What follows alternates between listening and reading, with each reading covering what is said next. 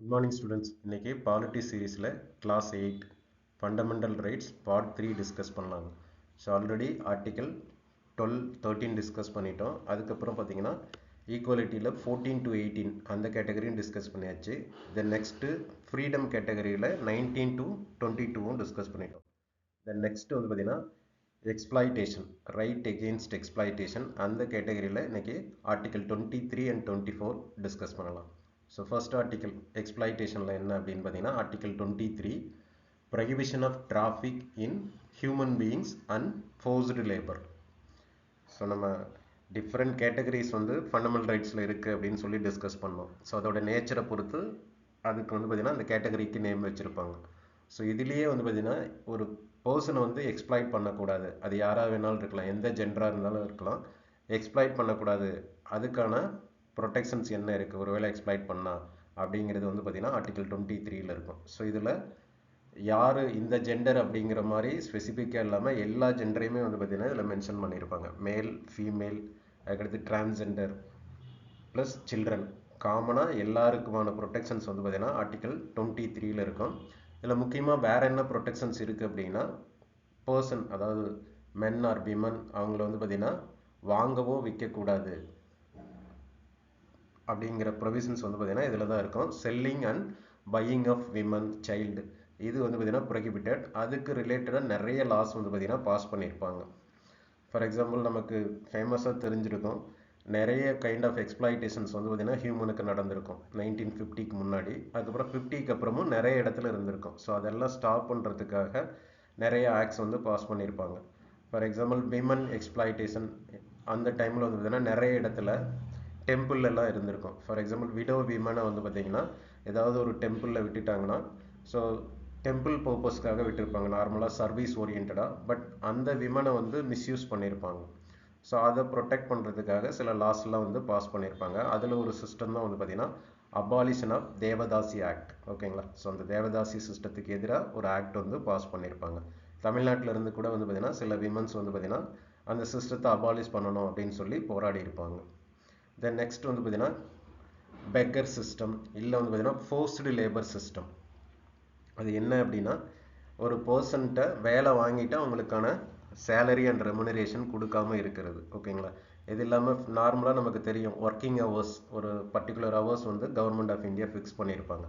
அதை தாண்டி ஒர்க் வாங்குறது, ப்ரொவைடட் அவங்களுக்குரிய பேசிக் கண்டிஷன்ஸ் எதுவுமே ப்ரொவைட் பண்ணாமல் இருக்குது அப்படின்னா இது எல்லாமே எக்ஸ்ப்ளாய்டேஷனில் தான் வரும். ஸோ இதை தடுக்கிறதுக்கு நிறைய ஆக்ட் வந்து பார்த்திங்கன்னா பாஸ் பண்ணியிருப்பாங்க. ஸோ ஆக மொத்தம் வந்து பார்த்திங்கன்னா எனி கைண்ட் ஆஃப் எக்ஸ்ப்ளாய்டேஷன் பண்ணக்கூடாது அப்படிங்கிறதுக்கான ப்ரொவிஷன்ஸ் தான் ஆர்டிகல் 23ல் இருக்கும். இது இல்லாமல் இந்தியாவில் ஒரு மேஜர் இஷ்யூ இருக்கும். என்னன்னு பார்த்தீங்கன்னா national crime records bureau every year வந்து பார்த்திங்கன்னா ரிப்போர்ட் ரிலீஸ் பண்ணியிருப்பாங்க. அதில் நிறைய விமன் வந்து பார்த்திங்கன்னா காணாத போகிறாங்க அப்படின்னு சொல்லி ரிப்போர்ட் இருக்கும். அவங்கள ப்ரொடெக்ட் பண்ணுறதுக்கு, ஏன் அப்படின்னா டிராஃபிக் வந்து இந்தியாவில் வந்து ஒரு மேஜர் இஷ்யூ, அதை அபாலிஷ் பண்ணுறதுக்கு கவர்மெண்ட் ஆஃப் இந்தியா நிறைய ட்ரை பண்ணிகிட்டு இருக்காங்க. அது ரிலேட்டடாக நிறைய ஆக்ட்ஸ் வந்து பார்த்திங்கன்னா பாஸ் பண்ணியிருப்பாங்க. ஸோ இந்த நெக்ஸ்ட் வந்து பார்த்திங்கன்னா இதில் எக்ஸப்ஷன் என்ன கேட்டகரி இருக்குது அப்படின்னா சில நேரம் வந்து ஸ்டேட் வந்து கம்பல்சரி சர்வீஸ் ஒரு நீடுக்காக கேட்குறாங்க அப்படின்னா அது வந்து பார்த்திங்கன்னா எக்ஸ்ப்ளாய்டேஷன் அந்த கேட்டகரியில் வராது அப்படிங்கிறதான் இந்த ஆர்டிக்கலை பொறுத்த வரைக்கும் எக்ஸப்ஷன்ஸ். நம்ம ஆல்ரெடி பார்த்த ஆர்டிகல்ஸ்லாம் ரீசனபிள் ரெஸ்ட்ரிக்ஷன் அண்ட் எக்ஸப்ஷன்ஸ் பார்த்துருப்போம். ஸோ ஆர்டிகல் 23 பொறுத்த வரைக்கும் ஸ்டேட் இம்போஸ் பண்ணும் போது வந்து பார்த்திங்கன்னா அது எக்ஸ்ப்ளாய்டேஷன் கேட்டகரியில் வராது. நெக்ஸ்ட் ஆர்டிக்கல் சேம் தான், எக்ஸ்ப்ளாய்டேஷன் கேட்டகரியில் தான் வரும். பட் இது ஸ்பெசிஃபிக்காக யாரை ஃபோக்கஸ் பண்ணியிருக்காங்க அப்படின்னா சில்ட்ரனை வந்து பார்த்திங்கன்னா ஃபோக்கஸ் பண்ணியிருப்பாங்க. Prohibition of employment of children in factories. So இது ரெண்டு டைப்பில் பிரிப்பாங்க. இனிஷியலாக வந்து பார்த்திங்கன்னா சில்ட்ரனை எம்ப்ளாய் பண்ணுறது ஒரு சில இண்டஸ்ட்ரியில் வந்து அலோவ் பண்ணாங்க. ஹசார்டஸ் இண்டஸ்ட்ரியை தவிர மீதி இண்டஸ்ட்ரியில் வந்து சில்ட்ரனை வந்து அலோவ் பண்ணிக்கலாம் அப்படிங்கிற மாதிரி ப்ரொவிஷன்ஸ் இருந்தது. அதனால் இந்த சின்ன சின்ன ஒர்க்கு, வீட்டு வேலை இல்லை கடையில் சின்ன சின்ன ஒர்க்கில் வந்து பார்த்திங்கன்னா எம்ப்ளாய் பண்ணிக்கலாம் 14 இயர்ஸ்க்கு கீழே இருக்கிறீங்களே அப்படிங்கிற மாதிரி ப்ரொவிஷன்ஸ் வந்து ரிலாக்ஸபிளாக இருந்தது. பட் அதுக்கப்புறம் வந்து பார்த்திங்கன்னா சில நேஷ்னல் கமிஷன் ஃபார் சில்ட்ரன் இந்த மாதிரி சில கமிஷன்ஸ்லாம் வந்ததுக்கப்புறம் என்ன ஆயிருக்கும் அப்படின்னா இந்த ப்ரொவிஷன்ஸ் எல்லாம் வந்து ரொம்ப ஸ்ட்ரென்தன் பண்ணியிருப்பாங்க. எஸ்பெஷலி ஒரு ஆக்ட் பாஸ் பண்ணியிருப்பாங்க, சைல்ட் லேபர் ஆக்ட் 1986. அதுக்கப்புறம் என்சிபிசிஆரோட ப்ரொவிஷன்ஸ் இதெல்லாம் வந்து ரொம்ப ஸ்ட்ரென்தன் பண்ணதுனால 2006க்கு அப்புறம் எனி கைண்ட் ஆஃப் எம்ப்ளாய்மெண்ட் சில்ட்ரனை வந்து வேலைக்கு அமர்த்தக்கூடாது அப்படின்னு சொல்லி ப்ரொவிஷன்ஸ் வந்து சேஞ்ச் பண்ணியிருப்பாங்க. இதில் ஏஜ் வந்து மென்ஷன் பண்ணியிருப்பாங்க below the age of 14 years. So 14 வரைக்கும் வந்து பார்த்தீங்கன்னா எந்த எம்ப்ளாய்மெண்ட்லையும் இன்ஃபியூஸ் பண்ணக்கூடாது அப்படிங்கிறது தான். ஸோ நம்ம ஆல்ரெடி 21A பார்த்தோம் right to elementary education. So அந்த இங்குமே ஏஜ் கேட்டகரி 6 to 14. ஸோ இது எல்லாமே காம்ப்ரிஹென்சிவாக சைல்டோட டெவலப்மெண்ட்டை ஃபோக்கஸ் பண்ணி தான் இருக்கும். ஓகேங்களா? ஸோ சில்ட்ரன் தான் வந்து பார்த்திங்கன்னா நாட்டோட சொத்து அப்படிங்கிற அந்த கான்செப்டில் தான் இந்த லாஸ் எல்லாமே வந்து பார்த்திங்கன்னா எனாக்ட் பண்ணியிருப்பாங்க. ஸோ 23 வந்து கம்ப்ளீட்டாக எல்லாம் இருக்கும். 24 வந்து பார்த்திங்கன்னா சில்ட்ரனை மட்டும் ஃபோக்கஸ் பண்ணியிருப்பாங்க. தென் நெக்ஸ்ட் கேட்டகரி என்ன அப்படின்னா right to freedom of religion. இதில் நமக்கு ரொம்ப முக்கியமாக நோட் பண்ண வேண்டியது என்னென்னா நம்ம ப்ரியாம்பிளில் சில ஃபீச்சர்ஸ் பார்த்தோம், சாவரின், சோசியலிஸ்ட், செக்குலர், டெமோக்ராட்டிக், ரிப்பப்ளிக்னு. இதில் இந்த செக்குலருங்கிற ஃபீச்சர் வந்து எங்கெங்கே ரிஃப்ளெக்ட் ஆகும் அப்படின்னு சொல்லி நம்ம ஃபஸ்ட் கிளாஸ்லேயே டிஸ்கஸ் பண்ணோம். இதில் ப்ரியாம்பிளில் செக்குலர் இருக்கு இல்லைங்களா, அந்த டேர்ம் பின்னாடி வர்றது எங்கெங்கே அப்ளை ஆகும் அப்படிங்கிறது டிஸ்கஸ் பண்ணோம் இல்லைங்களா. ஸோ அதில் இது ஒரு இடங்க right to freedom of religion. இந்த இடத்துல இந்தியா என்ன சொல்ல வருது அப்படின்னா India is a secular country, நாங்கள் ஒரு பர்டிகுலர் ரிலீஜனுக்கு மட்டும் இம்பார்ட்டன்ஸ் கொடுக்கல, எல்லா ரிலீஜனையும் ஈக்குவலாக ப்ரொடெக்ட் பண்ணுறோம் அப்படிங்கிற கான்செப்ட்ஸ் எல்லாமே இந்த 25 to 28 ரிஃப்ளெக்ட் ஆகும். ஈவன் தோ இந்தியா வந்து பார்த்திங்கன்னா செக்குலரிசம் அப்படிங்கிற கான்செப்டை ப்ரொமோட் பண்ணாலும் நிறைய இடத்துல வந்து பார்த்திங்கன்னா இந்த செக்குலரிஸ்ட்டை அஃபெக்ட் பண்ணுற மாதிரி நிறைய ஃபீச்சர்ஸ் வந்து பார்த்திங்கன்னா எக்ஸ்பிரஸ் ஆகிருக்கும். ஸோ அது இன்னுமே வந்து பார்த்திங்கன்னா சரி பண்ண முடியல அப்படிங்கிற கிரிட்டிக்ஸு நிறைய இடத்துல வந்து பார்த்திங்கன்னா இந்தியா மேலே இம்போஸ் பண்ணியிருப்பாங்க. ஸோ என்னென்ன ஆர்டிகல்ஸ் இருக்குது அப்படிங்கிறத நம்ம டிஸ்கஸ் பண்ணலாம். ஃபஸ்ட்டு வந்து பார்த்திங்கன்னா ஆர்டிகல் 25.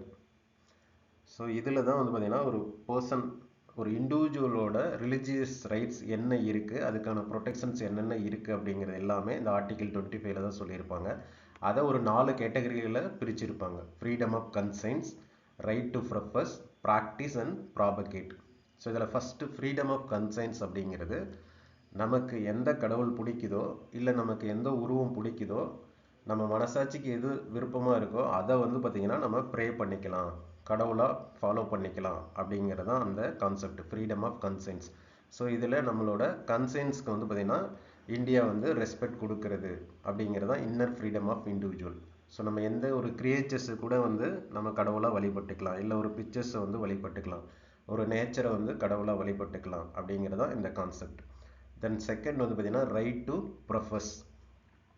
நம்மளோட ரிலீஜியஸ் பிலீஃப்ஸை வந்து பார்த்திங்கன்னா நம்ம டிக்ளேர் பண்ணலாம். ஸோ இப்போ ஒரு பர்சன்ட்டை போயிட்டு இதுதான் என்னோட ரிலீஜன், இந்த ரிலீஜனில் இவ்வளோ பிலீஃப்ஸ் இருக்குது, இதெல்லாம் நாங்கள் ஃபாலோ பண்ணுறோம் அப்படின்னு சொல்லி ஓப்பனாக வந்து நம்ம டிக்ளேர் பண்ணலாம்.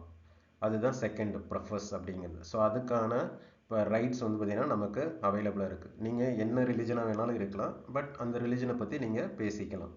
தென் தேர்டு வந்து பார்த்திங்கன்னா ரைட் டு ப்ராக்டிஸ். ஸோ இப்போ நம்ம ஒரு பர்டிகுலர் ரிலீஜனில் இருக்கோம் அப்படின்னா அந்த ரிலீஜனுக்கு தகுந்த மாதிரி ஒர்ஷிப் இல்லை ரிச்சுவல்ஸ் அதெல்லாம் வந்து பார்த்திங்கன்னா டிஃப்ரெண்ட்டாக இருக்கும். இப்போ ஹிந்துவாக இருந்தீங்கன்னா அதுக்கு தகுந்த மாதிரியான ப்ராக்டிஸ் இருக்கும், முஸ்லீமாக இருந்தால் அவங்களுக்கு ஒரு மாதிரி ப்ராக்டிசஸ் ரிச்சுவல்ஸ் இருக்கும், சேம் தான் கிறிஸ்டினாக இருந்தால் வேறு மாதிரி இருக்கும். ஸோ ஒவ்வொரு ரிலீஜனும் அவங்கவுங்களுக்கு தகுந்தமான ஒர்ஷிப்பை வந்து பார்த்திங்கன்னா ஃபாலோ பண்ணிக்கலாம். சர்ச்சுக்கு போகிறோம் இல்லை டெம்பிளுக்கு போகிறோம் அப்படின்னா அங்கங்கே அவங்கவுங்களோட ப்ராக்டிசஸ் வந்து பார்த்திங்கன்னா டிஃப்ரெண்ட்டாக இருக்கும் அப்படிங்கிறதான் அதுக்கான ப்ரொடெக்ஷன்ஸ் அண்ட் ரைட்ஸ் வந்து பார்த்திங்கன்னா இதில் அவைலபிளாக இருக்கும். தென் லாஸ்ட்டு வந்து பார்த்திங்கன்னா உங்களோட ரிலீஜியஸ் பிலீஃபை மற்றவங்களுக்கு வந்து பார்த்திங்கன்னா ப்ராபகேட் பண்ணிக்கலாம். ஸோ இப்போ ஒரு பர்சன் வந்து நீங்கள் பேசி அந்த உங்கள் ரிலீஜனுக்கு கன்வெர்ட் பண்ணுற ரைட்ஸ் இருக்கா அப்படின்னு பார்த்தீங்கன்னா இருக்குது. இதில் என்ன நோட் பண்ணணும் அப்படின்னா நீங்கள் ஃபோர்ஸிபிளாக தான் கன்வெர்ட் பண்ணக்கூடாது, மற்றபடி அவங்களுக்கு விருப்பம் இருந்தால் நீங்கள் வந்து பார்த்தீங்கன்னா உங்கள் ரிலீஜனுக்கு வந்து பார்த்தீங்கன்னா ஒரு பர்சனை மாற்றிக்க முடியும். ஓகேங்களா? கன்வெர்ட் பண்ணுறதுக்கு ஹெல்ப் பண்ணலாம். ஸோ இந்த 4 ரைட்ஸுமே இதில் வந்து பார்த்திங்கன்னா அவைலபிளாக இருக்குது. ஸோ நிறைய டைம் பார்த்தீங்கன்னா தெரியும், ஸோ இப்போ ஏதாவது ஒரு கேசஸ் ரிலீஜியஸ் இஷ்யூஸில் ஃபைல் பண்ணுறாங்க அப்படின்னா இந்த ஆர்டிகல் 25 தான் வந்து அவங்க ப்ரப்போஸ் பண்ணியிருப்பாங்க.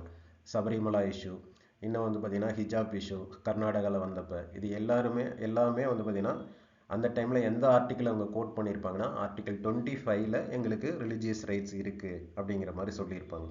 இது இல்லாமல் இந்த ஆர்டிகல் 25 வேறு என்ன இருக்குது அப்படின்னா ஒவ்வொரு ரிலிஜனுக்கு தகுந்த மாதிரி சில ஸ்பெஷல் ப்ரொடெக்ஷன்ஸ் வந்து பார்த்திங்கன்னா அதில் ப்ரொவைட் பண்ணியிருப்பாங்க. ஃபார் எக்ஸாம்பிள் இப்போ சீக் ரிலிஜன் இருக்குன்னா சீக் ரிலிஜனுக்கு தகுந்த மாதிரி சில ஸ்பெஷல் ப்ரொடெக்ஷன்ஸ் இருக்கும். இப்போ 5Kன்னு கேள்விப்பட்டிருப்பீங்க.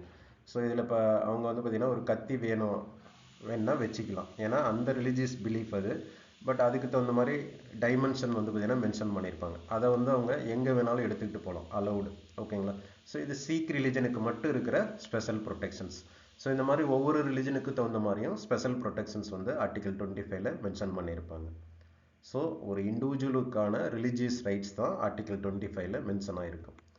தென் நெக்ஸ்ட் வந்து பார்த்தீங்கன்னா ஆர்டிகல் 26. ஸோ 25ல இண்டிவிஜுவல் ரிலிஜன் பற்றி பேசின மாதிரி 26ல் கலெக்டிவாக இப்போ நம்ம ஒரு குரூப் ஆஃப் பீப்புள் இருக்காங்க, ஏதோ ஒரு பர்டிகுலர் ரிலீஜனை ஃபாலோ பண்ணுறாங்க அப்படின்னா அதுக்கடுத்து அந்த குரூப் ஆஃப் பீப்புள் எல்லாரும் மொத்தமாக சேர்ந்து அவங்களோட ரிலீஜனை வந்து ப்ரமோட் பண்ணிக்கிறதுக்கான ரைட்ஸ் தான் ஆர்டிகல் 26ல் இருக்குது. அதுதான் collective freedom of religion. So இதில் என்ன சொல்லியிருக்காங்கன்னா, every religious denomination or any of its section shall have the following rights. ஓகேங்களா? ஸோ இப்போ கலெக்டிவாக நீங்கள் ஒரு ரிலிஜனை ஃபாலோ பண்ணுறீங்கன்னா அதுக்கு என்ன வேணுங்க? ஒரு இன்ஸ்டியூஷன் வேணும். அதை வந்து பார்த்தீங்கன்னா நீங்கள் எஸ்டாப்ளிஷ் பண்ணிக்கலாம். இன்ஸ்டியூஷன் ஆர் சேரிட்டி வந்து எஸ்டாப்ளிஷ் பண்ணிவிட்டு அதுக்கு ப்ராப்பர்ட்டி அக்வைர் பண்ணுறது, அதுக்கு அடுத்தடுத்து அந்த ப்ராப்பர்ட்டியை மேனேஜ் பண்ணுறது, அது ரிலேட்டடான இஷ்யூஸ் எல்லாமே ஆஸ் பர் தி லா வந்து பார்த்தீங்கன்னா நீங்கள் ஃபாலோ பண்ணிக்கலாம். பட் ப்ரொவைடட் ஒரு ரிலீஜியஸ் இன்ஸ்டியூஷனுக்கு ஏதாவது இன்ஸ்டியூஷன் கிரியேட் பண்ணுறீங்க அப்படின்னா அந்த இடத்துல சில பிலீஃப்ஸ் ஃபாலோ பண்ணணும். ஓகேங்களா? அப்படி இருந்தால் தான் வந்து பார்த்தீங்கன்னா அதுக்கு வந்து அவங்க அப்ரூவல் கொடுப்பாங்க. எந்த ஒரு பிரின்சிபலுமே இல்லை அப்படிங்கிற பட்சத்தில் வந்து அங்கே வந்து அப்ரூவல் கொடுக்க மாட்டாங்க. ஸோ இதுதான் வந்து பார்த்தீங்கன்னா ஆர்டிகல் 26ல் மென்ஷன் ஆகிருக்கும். தென் ஆர்டிகல் 27 இதுவும் ரிலீஜியஸ் ரைட்ஸ் தான். இதில் என்ன முக்கியமாக சொல்லியிருப்பாங்கன்னா, ஒரு பர்டிகுலர் ரிலீஜனை மட்டும் ப்ரமோட் பண்ணுறதுக்கு டாக்ஸஸ் வந்து லெவி பண்ணக்கூடாது அப்படிங்கிறது. இப்போ ஃபார் எக்ஸாம்பிள் இந்தியாவில் ஒரு 140 crores பீப்புள் இருக்காங்க அப்படின்னா இதில் டேக்ஸபிள் பீப்புள்னு இருப்பாங்க கொஞ்சம் பேர். ஸோ அந்த டேக்ஸபிள் பீப்புள்கிட்ட ஒரு டேக்ஸ் வந்து வாங்குறாங்க ஒரு ரிலிஜனை ப்ரமோட் பண்ணுறதுக்காக. ஸோ வாங்கிட்டு எல்லா ரிலிஜனையும் ஈக்குவல் ப்ரொபோர்ஷனில் ப்ரமோட் பண்ணால் பிரச்சனை இல்லை. பட் ஒரே ஒரு ரிலிஜனை மட்டும் ப்ரமோட் பண்ணுறதுக்கு அந்த மொத்த பணத்தையும் செலவு பண்ணுறாங்க அப்படின்னா அது அஃபென்ஸ். ஸோ அந்த மாதிரி பண்ணக்கூடாது அப்படிங்கிறதான் ஆர்டிகல் 27ல் மென்ஷன் பண்ணியிருக்காங்க. ஸோ ஒரே ஒரு ரிலிஜனுக்கு மட்டும் இம்பார்ட்டன்ட் கொடுக்கக்கூடாது. காமன் மணியில் பப்ளிக் ஃபண்டை வந்து ஒரே ஒரு ரிலிஜனுக்காக மட்டும் யூஸ் பண்ணக்கூடாது அப்படிங்கிறது தான் சிம்பிளாக ஆர்டிகல் 27. இது டேக்ஸுக்கு மட்டும்தான் அப்ளிகபிள் ஆகும். ஃபீஸ் அப்படிங்கிறது அது வந்து டிஃப்ரெண்ட். அந்தந்த ரிலிஜனை ப்ரமோட் பண்ணுறதுக்கு அவங்க வந்து பார்த்திங்கன்னா ஃபீஸ் வந்து கலெக்ட் பண்ணிக்கலாம். ஏன் அப்படின்னா இப்போ ஹிந்து ரிலீஜியஸ் இன்ஸ்டியூஷன் தனியாக இருக்கும், கிறிஸ்டியன் இன்ஸ்டியூஷன்ஸ் தனியாக இருக்கும். அவங்க அந்த இன்ஸ்டியூஷனை மெயின்டைன் பண்ணுறதுக்கு வந்து பார்த்திங்கன்னா ஃபீஸ் வந்து கலெக்ட் பண்ணிக்கலாம். அது அந்தந்த ரிலிஜனுக்கு தகுந்த மாதிரி டிஃபர் ஆகும். அதுக்கும் டேக்ஸுக்கும் வந்து பார்த்திங்கன்னா டிஃப்ரென்ஸ். தென் லாஸ்ட் இதில் என்ன ரைட் இருக்குன்னா, freedom from attending religious instruction. சிம்பிளாக ஆர்டிகல் 28 என்ன அப்படின்னா, எங்கெங்கே ரிலீஜியஸ் இன்ஸ்ட்ரக்ஷன் ஃபாலோ பண்ணலாம், எங்கே ஃபாலோ பண்ணக்கூடாது அப்படிங்கிறது தான் ஆர்டிகல் 28ல் மென்ஷன் ஆகிருக்கும். ஸோ நார்மலாக ஒரு எஜுகேஷன் இன்ஸ்டியூஷன் இருக்குன்னு வச்சுங்க, அது வந்து கம்ப்ளீட்லி ஃபண்டட் பை கவர்மெண்ட். ஃபுல்லாகவே பணம் வந்து பார்த்திங்கன்னா கவர்மெண்ட்டுக்கிட்ட இருந்து தான் வருது அப்படிங்கிற பட்சத்தில் அங்கே வந்து எந்த ஒரு ரிலீஜியஸ் இன்ஸ்ட்ரக்ஷனும் ஃபாலோ பண்ணக்கூடாது. மற்றபடி மற்ற ரிலீஜியஸ் இன்ஸ்டியூஷன்ஸ், அதாவது எஜுகேஷன் இன்ஸ்டியூஷன் இருக்கு இல்லைங்களா, அதாவது ஃபண்டு வந்து பார்த்திங்கன்னா வாங்க மாட்டாங்க. ரெகக்னேஷன் ஒரு எய்டு மட்டும் வாங்குவாங்க. ஸோ கம்ப்ளீட்டாக வாங்காமல் கொஞ்சம் எய்டு மட்டும் வாங்குறாங்க அப்படின்னா அங்கே வந்து நீங்கள் வந்து ரிலீஜியஸ் இன்ஸ்ட்ரக்ஷன்ஸ் வந்து ஃபாலோ பண்ணலாம். ஸோ இந்த மாதிரி டிஃப்ரெண்ட் கேட்டகரி ஆஃப் இன்ஸ்டியூஷன் இருக்கும். அதுதான் வந்து பார்த்திங்கன்னா ஏபிசிடியில் இருக்குது. ஃபஸ்ட்டு வந்து பார்த்திங்கன்னா institution only maintain by state. இங்கே தான் ரிலீஜியஸ் இன்ஸ்ட்ரக்ஷன் ஃபாலோ பண்ணக்கூடாது. மற்ற இடத்துலலாம் வந்து பார்த்திங்கன்னா voluntary institution administrate by state but established under any endowment or trust recognised by state receiving aid from state. இங்கெல்லாம் வந்து பார்த்திங்கன்னா ரிலீஜியஸ் இன்ஸ்ட்ரக்ஷன் வந்து ஃபாலோ பண்ணிக்கலாம். ஸோ இதுதான் இந்த 25 to 28 வரைக்கும் இருக்கிற religious rights. The next category வந்து பார்த்திங்கன்னா கல்ச்சுரல் அண்டு எஜுகேஷ்னல் ரைட்ஸ். இது யாருக்கு எஸ்பெஷலி அப்படின்னா மைனாரிட்டிஸ் இருக்காங்க இல்லைங்களா, மைனாரிட்டிஸை ப்ரொடெக்ட் பண்ணுறதுக்காகவும் சில ஸ்பெஷல் ப்ரொவிஷன்ஸும் அவங்களுக்கு வந்து கொடுத்துருப்பாங்க. ஸோ அது என்னென்ன அப்படிங்கிறது பார்க்கலாம். First article 29 protection of interest of minority. இந்த ரைட் வந்து மைனாரிட்டி இல்லாமல் மெஜாரிட்டிக்கும் அப்ளிகபிள் ஆகும். ஸோ இதில் என்ன சொல்லியிருக்காங்கன்னா, it provides that any section of citizen residing in any part of India having a distinct language, script and culture. So அதுதான் note பண்ண வேண்டியது. ஒரு பர்சனோட லாங்குவேஜ், ஸ்கிரிப்ட் அண்ட் கல்ச்சரை ப்ரொடெக்ட் பண்ணுறதுக்கான ரைட்டு தான் ஆர்டிகல் 29. நீங்கள் மைனாரிட்டியாக இருக்கலாம் இல்லை மெஜாரிட்டியாக இருக்கலாம், உங்களோட லாங்குவேஜ் அஃபெக்ட் ஆகுது இல்லை உங்களோட ஸ்கிரிப்ட் இல்லை உங்களோட கல்ச்சரே அஃபெக்ட் ஆகுது அப்படின்னா அதுக்கு எதிராக நீங்கள் வந்து பார்த்திங்கன்னா அஜிடேட் பண்ணலாம். அதுக்கான ரைட்ஸ் தான் ஆர்டிகல் 29. ஸோ நார்மலாக இந்தியாவில் 2 கைண்ட் ஆஃப் மைனாரிட்டிஸ் இருக்காங்க. ஒன்று வந்து பார்த்தீங்கன்னா ரிலிஜன் பேஸில் ரிலிஜியஸ் மைனாரிட்டி. ஒருவேளை அந்த லாங்குவேஜ் பேசுகிறவங்க ரொம்ப மீகர் லெவலில் இருந்தாங்கன்னா அவங்கள வந்து லிங்குஸ்டிக் மைனாரிட்டி அப்படின்னு கோட் பண்ணியிருப்போம். ஸோ இந்த ரெண்டு மைனாரிட்டிஸ்க்கான ப்ரொடெக்ஷன்ஸுமே ஆர்டிகல் 29ல் அவைலபிளாக இருக்கும். ப்ரொவைடட் மெஜாரிட்டியும் அவங்களோட லாங்குவேஜ் கல்ச்சர் அஃபெக்ட் ஆகுதுன்னா அஜிடேட் பண்ணலாம். ஸோ நம்ம நிறைய இடத்துல பார்த்துருப்போம், ஸோ லாங்குவேஜ் அஃபெக்ட் ஆகுது அப்படின்னு சொல்லி சில பாலிசிஸ் எல்லாம் அப்போஸ் பண்ணியிருப்பாங்க. ஸோ சில நேரம் எங்கள் லாங்குவேஜ் வந்து அழிஞ்சிக்கிட்டே வருதுன்னு சொல்லி அஜிடேட் பண்ணியிருப்பாங்க. ஸோ இந்த ரைட்ஸ் எங்கே அவைலபிளாக இருக்குன்னா ஆர்டிகல் 29ல் தான் அவைலபிளாக இருக்கும். The next வந்து பார்த்தீங்கன்னா article 30 right of minority to establish and administer educational institution. 29 அண்ட் 30 இன்டர் கனெக்டட் தான். ஆனால் 30ல் மைனாரிட்டிக்கு மட்டும்தான் அந்த ரைட்ஸ் வந்து கொடுத்துருக்காங்க. என்ன அப்படின்னா ஒரு லேண்டை அக்வயர் பண்ணும்போது மைனாரிட்டிக்கும் மேஜாரிட்டிக்கும் சில டிஃப்ரென்சஸ் இருக்கும். ஃபார் எக்ஸாம்பிள் ஒரு கவர்மெண்ட் வந்து ஒரு பப்ளிக் பர்பஸ்க்காக ஒரு ப்ராஜெக்ட்டுக்காக லேண்டை வந்து அக்வயர் பண்ணுறாங்க அப்படின்னா இந்த இடத்துல அந்த லேண்டு மைனாரிட்டியோடதா மெஜாரிட்டியோடதா அப்படின்னு பார்க்கும்போது ஒருவேளை அந்த லேண்டு வந்து மைனாரிட்டி தான் இருந்தால் அவங்களுக்கு வந்து பார்த்திங்கன்னா சில ஸ்பெஷல் ப்ரொடெக்ஷன்ஸ் வந்து பார்த்திங்கன்னா இருக்கும். ஸோ அதனால தான் மைனாரிட்டியோட இன்ஸ்டிடியூஷனை அக்வயர் பண்ணும்போது அவங்களுக்கு வந்து பார்த்திங்கன்னா கண்டிப்பாக காம்பன்சேஷன் மேண்டேட்டரியாக கொடுத்தாகணும் அப்படிங்கிற ப்ரொவிஷன்ஸ் வந்து பார்த்திங்கன்னா ஆர்டிகல் 30ல் இருக்கும். ஸோ இது இல்லாமல் மைனாரிட்டிஸ் அவங்களோட விருப்பத்துக்கு தகுந்த மாதிரி இன்ஸ்டிடியூஷன்ஸ் வந்து கிரியேட் பண்ணிக்கலாம் அப்படிங்கிற ப்ரொவிஷன்ஸும் ஆர்டிகல் 30ல் வந்து பார்த்திங்கன்னா அவைலபிளாக இருக்கும். இந்த இடத்துல மெஜாரிட்டியை கம்பேர் பண்ணும்போது மைனாரிட்டியை டிஸ்கிரிமினேட் பண்ணக்கூடாது அப்படிங்கிறதுக்காக தான் இந்த இடத்துல வந்து ஆர்டிகல் 30ல் ப்ரொவிஷன்ஸ் ஸ்பெஷல் ப்ரொடெக்ஷன்ஸ் வந்து பார்த்திங்கன்னா கொடுத்துருக்காங்க. ஸோ 29க்கும் 30க்கும் டிஃப்ரென்ஸ் என்னென்னா 29 எல்லாருக்கும் அப்ளிகபிள் ஆகும். ஈவன் தோ மைனாரிட்டி கேட்டகரியில் வந்தாலும் மெஜாரிட்டியும் அந்த ரைட்ஸை வந்து யூஸ் பண்ணிக்கலாம். பட் ஆர்டிகல் 30 வந்து ஒன்லி மைனாரிட்டிஸ்க்கு மட்டும்தான் அப்ளிகபிள் ஆகும்.